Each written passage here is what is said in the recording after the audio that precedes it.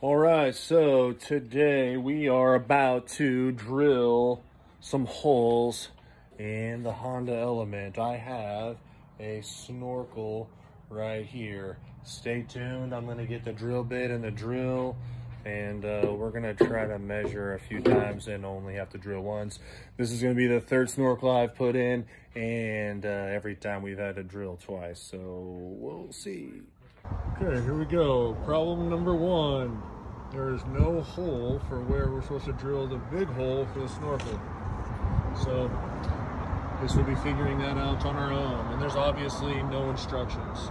So got this, got my marker. Okay, so to cut the hole for this, it needs to go where that line is. I took this whole plastic piece off. I'm going to go put this in here. And if you put it in, it won't button up. So I'm going to trim this elbow. Cut that elbow off. Cut this square hole. Kind of rounded this. We'll see if we can get it to fit. Alright. I, of course, did not need to trim this piece. So I've got that turn signal bed I'm going to put back in there, but I'm going to have a little gap underneath it. So I'm going to, I guess, fill it with some sort of caulking. And there's like a little gap here that when I fill all that in, I'll probably fill it all in with caulking. But other than that, I got it on here pretty secure. I did not have these pieces, so I've got a little gap right here. And I think I'm just going to take some square tubing, put it here to make that bracket work.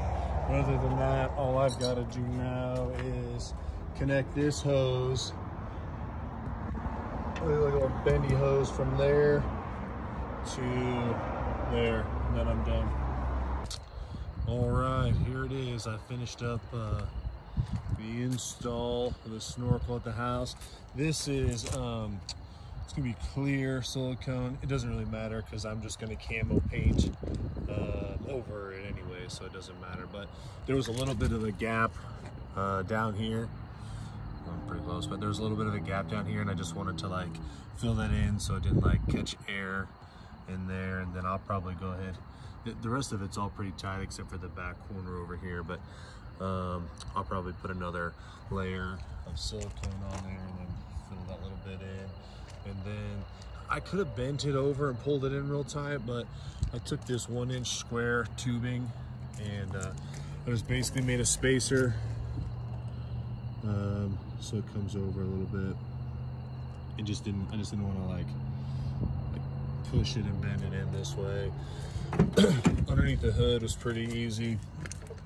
I'll show you this. So the kit came with like a flex bend like hose. So all I did was, that hole was already there. I took some clear hose and I put it around here because this edge was kind of sharp so it wouldn't cut that hose, and then I put a C-clamp there that goes straight to the air box. But other than that, that's pretty much it.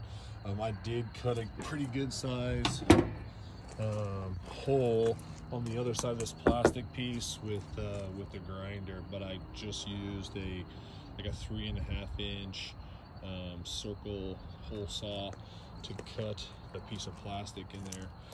I mean, other than that, I use like a Jeep Cherokee Snorkel. I'll leave a link in the description, I guess.